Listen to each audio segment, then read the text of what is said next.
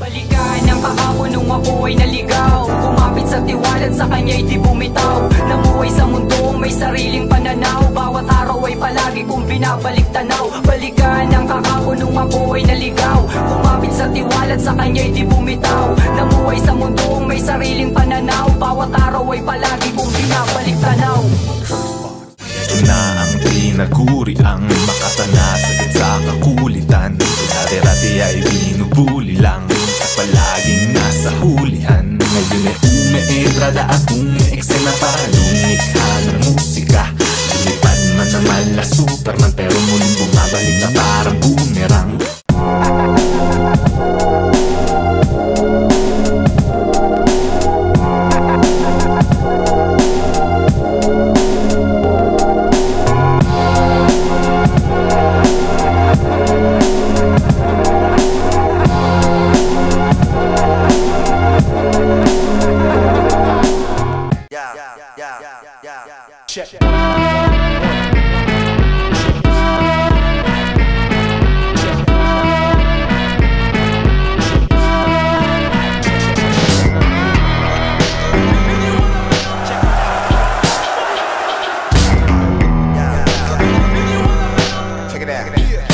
Siyempre, napakadaming tao simula kahapon pa at hanggang ngayon. Sigurado magiging malupit na naman yung ahon bilang isang year-ender event. Lagi naman hindi sumasablay yan. Mas masaya yung masaya siya sulatan, ganon. Hindi siya ganon, kumbaga wala kang masyadong makikita na na yung kung sa angles napakadami, pero sa akin yung sulat naging masaya ako sulatan siya. Although medyo mahirap sa time, pero naging madali naman about dun sa kung paano mo siya iisipin o aanggelan. Feeling ko depende kay kay Husky. Kung sasandal siya sa mga jokes niya, feeling ko magiging style clash. Kasi ako pinipilit ko lang talaga laging maging balance yung dinadala kong mga round. Kilala naman natin yan, nasa laging preparado, hindi nagpapabaya. Kapag kasi Batang Rebelde, talagang kompleto elements yan, talagang pinapakita niya, naka-showcase talaga yan. Yung humor niya, yung parang mga pangkomedyante talaga yung humor na ginagamit niya eh. Kumbaga, parang charismatic din siya, parang ganun yung dating niya talaga bilang Joker. Pero syempre, hindi ko rin binabaliwala yung galing niya sa pagsusulat ng mga technical. Ganun pa rin naman, nangyari din naman nung last year. Umaga sa trabaho, gabi naman sa battle mode talaga hanggang madaling araw. Humuhugot ng konting tulog, hanggat maaari, idlip-idlip lang ganun. Puta, gusto ko na mag-shabu eh. Wala rin akong game plan talaga kung paano babasagin yun. Basta sinulat ko lang yung mga feeling ko tatalab at sana mag-reflect lang siya sa stage mamaya. Ayun, BR, galingan natin. Alam kong handang-handa ka sa gabi na to at ako din naman. At ayun, anumang resulta na to, good luck. Yo, paring Husky, salamat sa pagkakataon. Yun, hindi naman importante kung sino manalo. Sana magawa lang natin ng maayos yung trabaho natin. Malinis na performance lang para sa crowd mamaya. Yeah.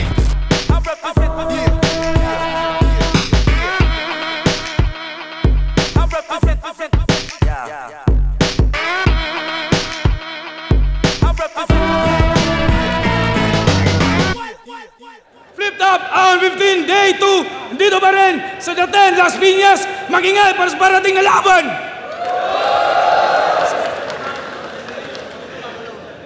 Sa kanan ko, Husky, galing pa Antipolo City. Para sa inyo, mag-ingay para kay Husky.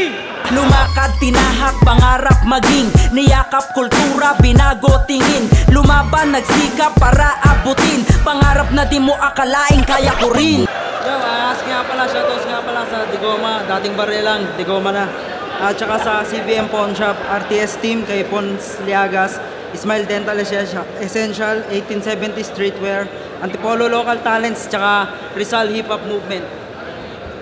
At sa kaliwa ko naman, galing pang Tanza, Cavite, para sa inyo, mag-ingay para kay Batang Rebelde. Sa halip na isulat kung anong nasa pisara, ang laman ng kwaderno ko ay puro mga bara. At imbes na sa turo ng guro ako'y tumutok, madalas nasa labas at bumubuga ng usok. Black Manila Overkill Tattoo. Nanalo ng Koitos si Batang Rebelde. Pinili na mauna si Husky. 2 minuto dapat. Husky.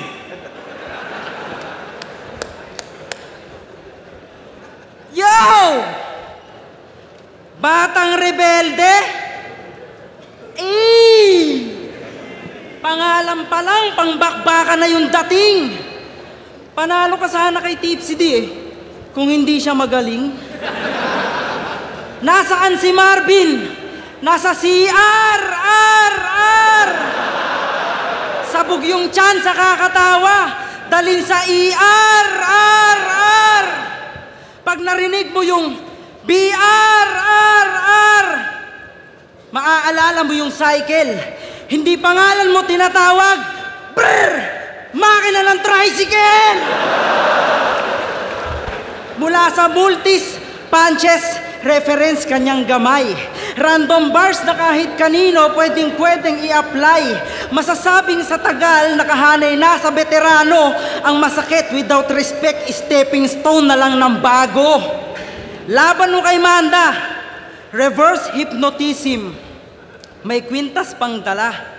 Siya yung nakatulog, okay gets, may pahilik-hilik pa siya. Natutulog, nakatayo. Ginising pa sarili niya. Bilang MC, to, bilang gwardya, pwede pa. Galit sa nakaw lines, pero gawain din ang pack sheet. Ahon 13, Royal Rumble nyo, may sinabi doon si Bagsik.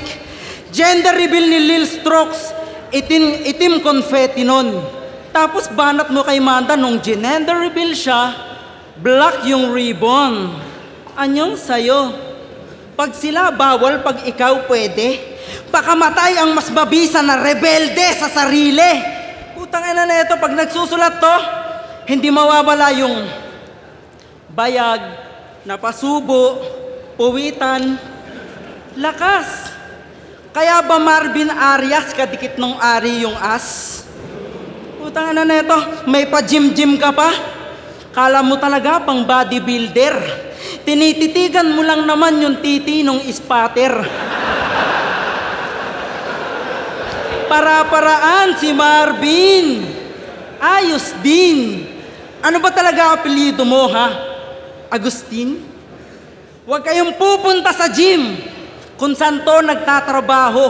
Wala silang alam gawin, kundi manloko at manggancho. Yung rules and regulation nila doon, hindi pang tao. Pagkalahati lang yung bayad, kalahati lang yung macho.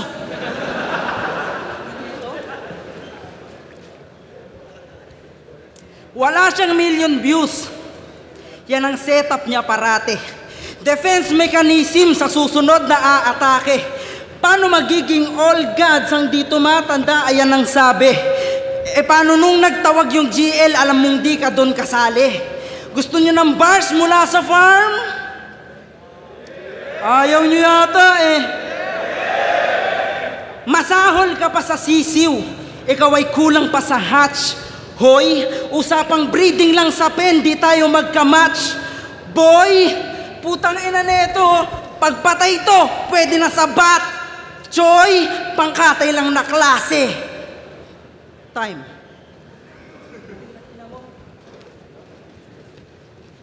Tapos na? Natalo daw ako kay Tipsy D kasi magaling siya. Naalala ko na naman kung gaano ako nabuwisit. Paano di ako matatalo? Ang kalaban ko si Tipsy D. Tsaka lahat nung bumili ng ticket. Comeback niya yun Tapos ginagaya mo pa siya. Yung chainsaw, ginagaya mo, par. Pilit naman, para ka namang si Harlem, pilit lang yung R. At oo, tinalo ako shit, fuck you. Yun, okay game? Ako'y natalo sa huling dalawa kong battle.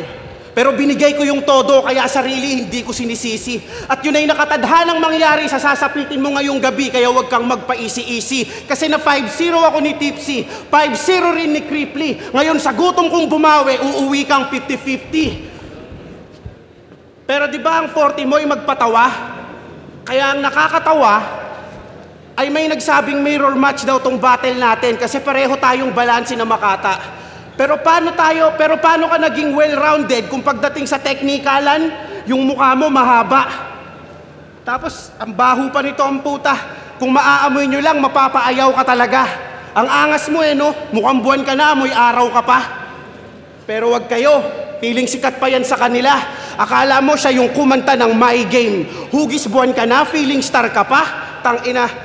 Hugis buwan ka na, feeling star ka pa. Lumalaki na talaga ang ulo nitong may blank brain. Kaya 88 beses kitang hahatawin ng ulo, 88 beses kitang hahatawin ng tubo sa bungo mo hanggang sa magkaroon ka ng headache na may max pain o tong Moonstar 88 times kung bibigyan ng migraine.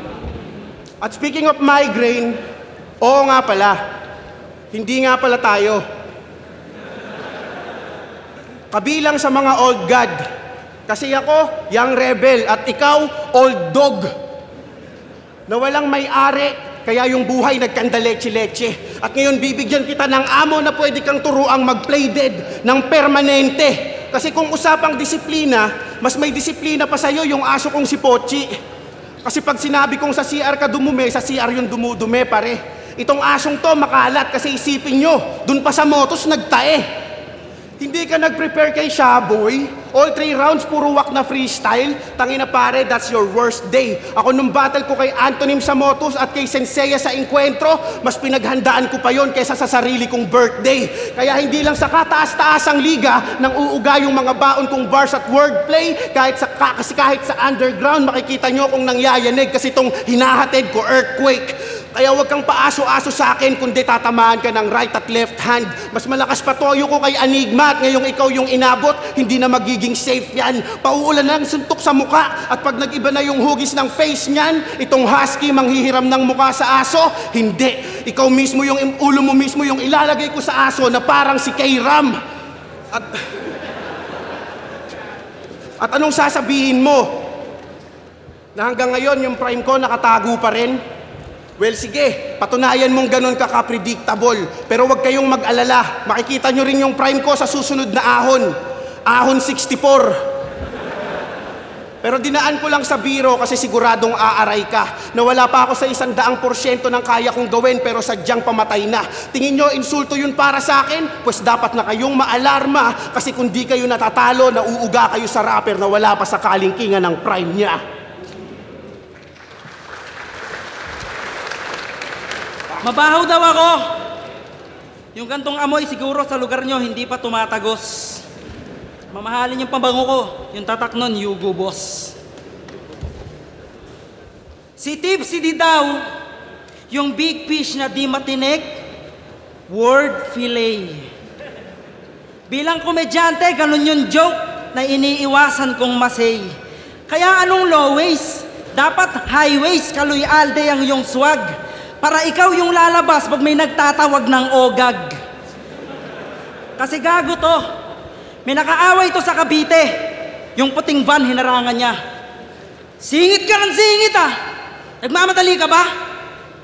Nagreklamo pa sa barangay. Natandaan niya daw yung plaka. Bukod pa doon sa harapan, may nakasulat daw na ambulansya. Pati si Pakundo, gusto pang agawan ng papel. Kuya Kebso, paki-zoom, tignan mo, nakalapel. Nunal ba yan o micro-mic? Tingin nga, ay putang ina mo, naka-dashcam yung muka. Taan na. May jowang OFW. Sarap ng buhay, padepe-depende. Habang yung jowa nagpapakabayani, siya naman parebe-rebelde. Baog na nga LDR pa. Lungkot naman ang situation. Parang charging pin yung tite, iniiyot na lang yung cellphone. Love, patingin ako love, kaya maglulo ako love. Sige na. Ay, ang taba talaga love. Basa-basa pa. Tayo na, oh, batuta. Habang hawak niya yung batuta, yung satisfaction ibang level. Sabay hawak ng pamunas, may tatak, stay rebel. Batuta, stay rebel. Kutang ina, parang painting ni Michelangelo. Dalawang titing nagtagpo sa dalawang magkabilang mundo. Grabe yung concept, tsaka yung meaning. Ang galing. Kutang inang clothing yan. Pambading. Punta naman tayo sa kanta mo na 70 views 2 years ago. 135, 278, 114, king ina mo. 365 days per year. Abonado pa yung truck.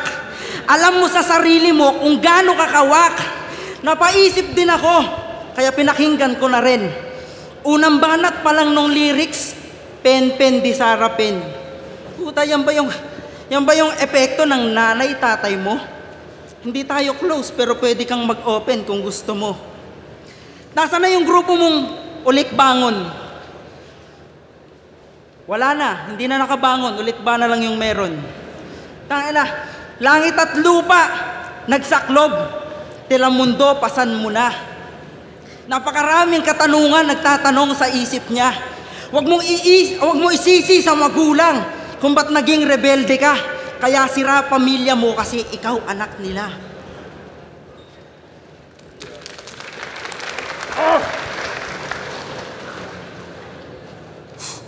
70 views lang daw yung kanta ko. Bitch, I don't care. Kaya konti yung views nun kasi yung kanta ko di mo sinishare.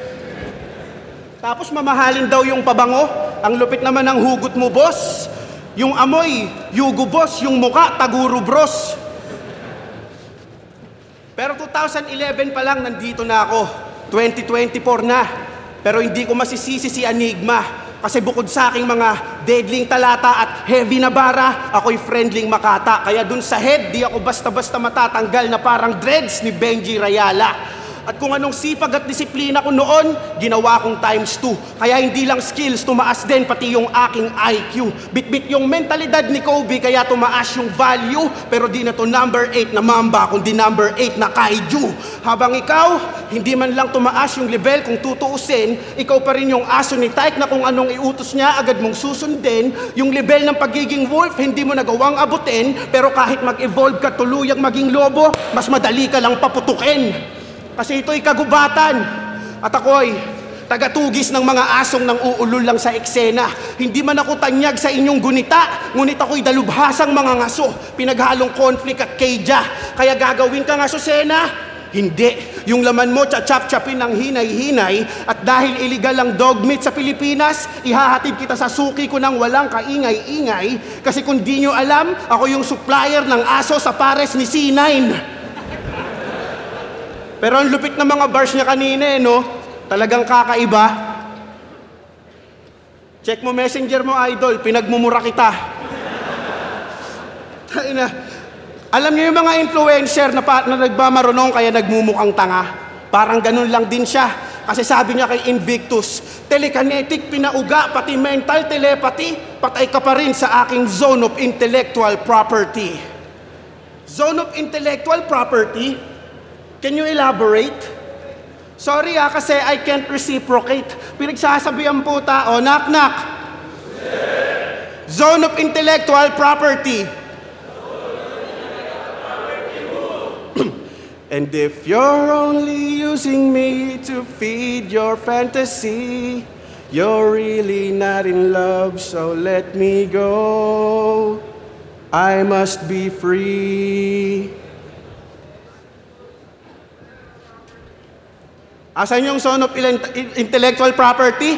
Ewan ko sa putang inang yan. Tangina, zone of intellectual property ang puta. Nanggagago ka ba, tol?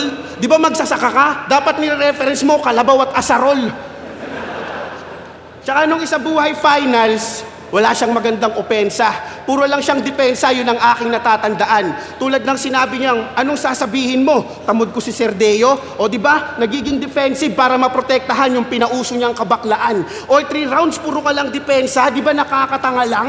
Hindi naman siya player na si Ian, pero bakit? Puro sanggalang. At anong sabi mo nun? Ito na ang taon kung saan komedyante naman ang magkakampyon. Tapos all 3 rounds, nagseryoso at nagdrama. Kaya yun, buhay siyang nilagay sa kabaong ni Invictus nung gabi na yun. Nakakatawang lumabas ka pa ng kahon para lang mailagay ka sa kahon. Di mo kasi ginamit yung 40 mo at di umubra yung tactics mo, pre. Di mo binalanse yung rounds mo at kaya ka nabigo, pre. Kapag seryoso ka sa stage, ang awkward mo tignan. Parang katanang walang bigote. Pero seryoso siya yung husky, pero ako yung underdog sa battle namin ngayong gabi.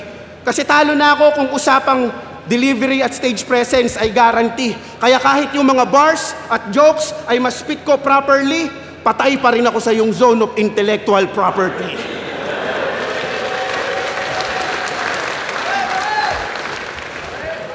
Puta, pinapayuhan pa ako tungkol doon sa finals. Gago ka ba? 3 beses kang sumali, oh. Mag-finals ka muna. Gago ka ba? Ang dami mo nang sinubukang style. Kaya for me, you're so incredible. Bukod tanging battle MC na yung laban disposable. Tangkiligin nyo naman kasi. Maawa naman kayo. Parang kasalanan pa kasi natin kung ba't siya nagkaganto. Napanood ko nung nakaraan habang siya sasaksakin kita. Kaliwat kanan hook. Tapos kay Boss Arik lilingon. Nagpapasikat yung bata, oh, tapos ikaw nag-cellphone. Tangina, harap-harap ang inisang tabi. Makaramdam ka naman kasi. Underrated lang yung term pero wala talagang pake. Tangina, may igagaling ka pa. Need mo lang magkasakit. Tangina. Tsagain mo lang, malay mo sa 2068. Huwag kang panghihinaan, bare. Kahit nanghihina ka na. Hanggat gusto mo yung ginagawa mo, ang tanong, gusto ka ba? Kung sa liga merong GOAT, eto GOAT, kasi mahinang nilalang. Greatest of all time, malalaspag ka lang.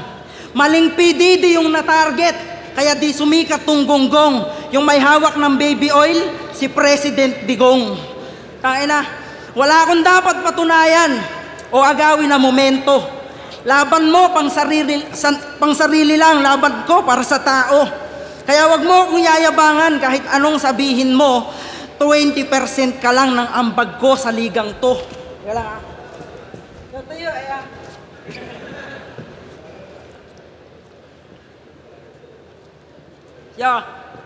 Kasi walang humor, walang karisma, napakahirap mong i-market. Ni minsan di ka naging rason kung bakit ang mahal ng ticket. Kapag ikaw yung nasa line-up, okay pang mag-Jollibee. Di tulad ko, talagang saya ang dulot ko sa family. O, alam mo kung ano yung family? Ganon bumili si Ngongo. Family. Tangina. 13 taon. Yung peace of mind, wala pa ata. Panghawakan mong rebelde ka, dyan ka makukulata. Kung kabisado mo yung cue, alam mo yung tirang di bahala. Parang Efren, legendary kahit pa tawaging bata. Kaso bobo nga, may galit lang kaya tumapang. Tangina, bata o rebelde, sigurado yang gagapang. Putang ina. May galit lang kaya tumapang. Mapabata o rebelde, sigurado yang gagapang. Mistulang na molestya tong leche, patay. Ang hatol ay bitay, malaeche, garay. December na naman, taon mo ay lilipas na naman. Puta, December na naman, panahon mo ay lilipas na naman. Taliwas kasi ang isip kaya napapag-iwanan. Aktibo nga, subalit mananatili ka na dyan. Pagtanggap na lang ang kulang, kapalaran mo na yan. Parang ako.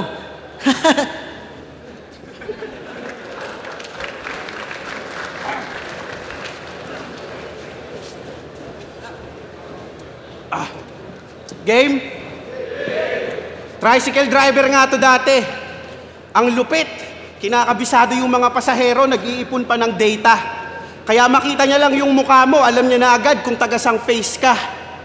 Pero ngayon, bigla siyang nagkaroon ng negosyo. Bakit? Kasi meron siyang sugar mommy.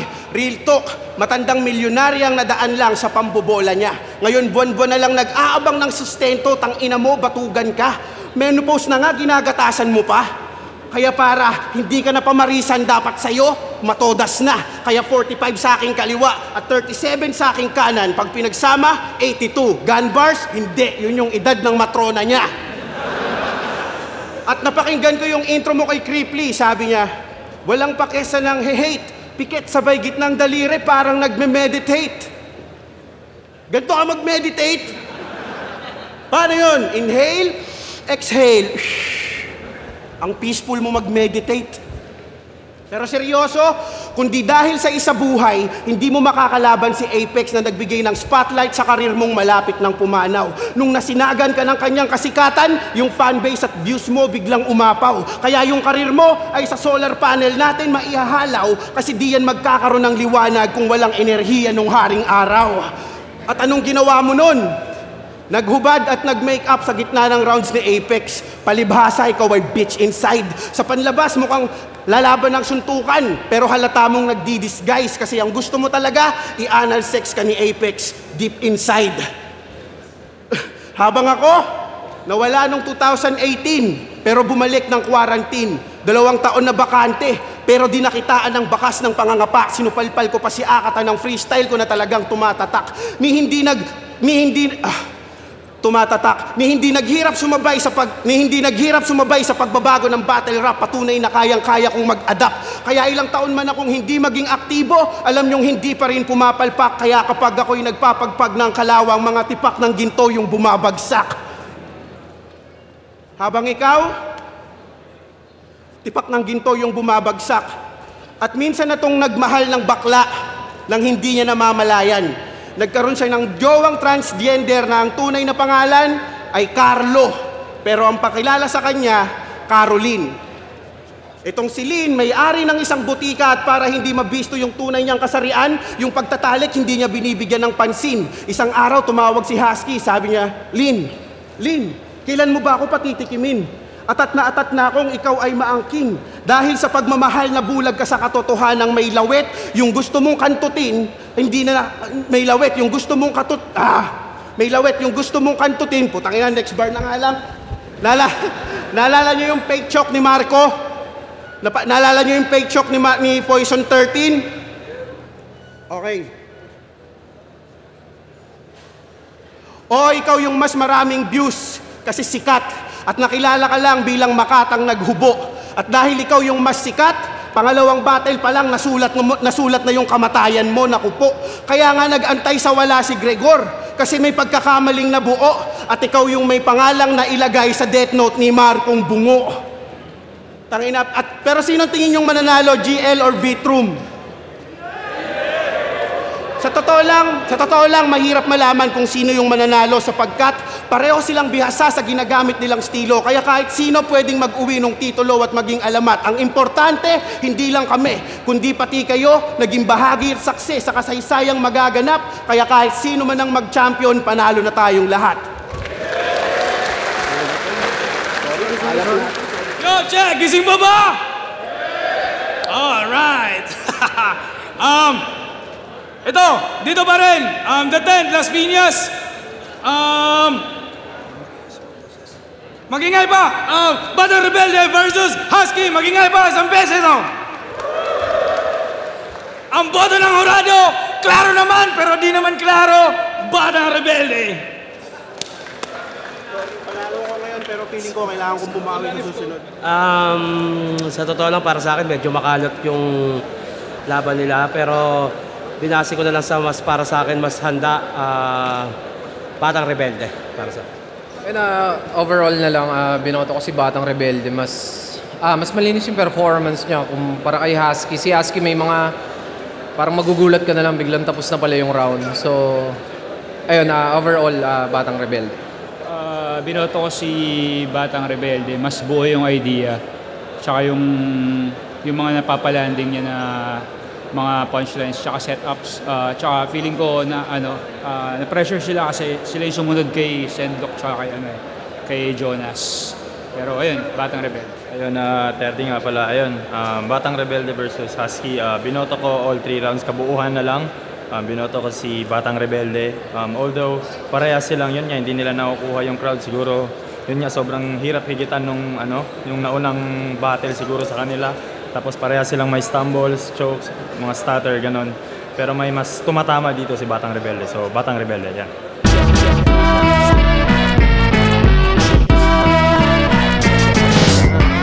Yon, tanga na. Nakakaiyak. Hindi ko nagagampan na maayos. Sobrang ayun nga, umatake na naman yung pagdidikit ng nawawalan ako ng laway hanggang lalamunan. Hindi talaga makausad yung yung dila ko kaya di ako makapagsalita na maayos. So yun, parang nung nawala ako, naapektuhan na yung buong laban. So ayun, nakakalimot na, tapos na-stutter na. Sobra wala, tinulugan. Iba yung expect ko dun sa sa practice talagang G eh. Pero pag nandun na talaga, iba talaga yung pressure. Yung boring battle of the night, puta na, parang ayoko na eh. Hanggang yung pakiramdam na ganun eh, puta na. Pero ganun pa man, puta, kung bawi na lang, mas malakas. Puta na neto, may pa-gym-gym ka pa? Kala mo talaga pang bodybuilder. Tinititigan mo lang naman yung titi nung spatter. Ayun, hindi maganda yung naging palitan namin ni Husky. Parehas makalat yung performance namin. So, panalo pero kailangan kong bumawi next time. Pero seryoso, siya yung Husky, pero ako yung underdog sa battle namin ngayong gabi.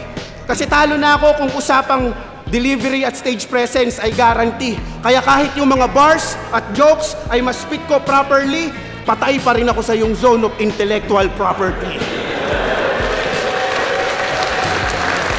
Ayun, may mga si DJ Mango, may mga nakareding mga beats. So gagawa ulit kami ng mga track. Siguro nag-iipon lang, nag-aantay lang ng timing para ilabas. Ayun, tapos focus pa rin sa negosyo. Yun. Tsaka dadamdamin ko muna. Yun, same pa rin, nag-iipon pa rin ng mga kanta paunti-unti habang sumasabay sa mga kung ano mang ginagawa sa labas ng battle rap. Yun, sana lang makaipon ako ng sapat na ngayong sa darating na taon para mailabas ko na siya. Ayun, maraming salamat. Pasensya na kayo. Although hindi ko kayo napasaya ng gusto eh. Kasi kayo ang lakas ko eh. Pagka sa tingin ko, pagka parang nanghihina ako, tapos parang hindi kayo masaya, parang nanghihina rin ako eh. Kaya ayun, maraming salamat pa rin. Sa susunod, gawin natin na mas malakas. Yo, maraming salamat ulit sa mga sumusuporta sa akin at pagpasensyahan nyo na yung nangyari sa battle na to. Babawi ako sa susunod yun.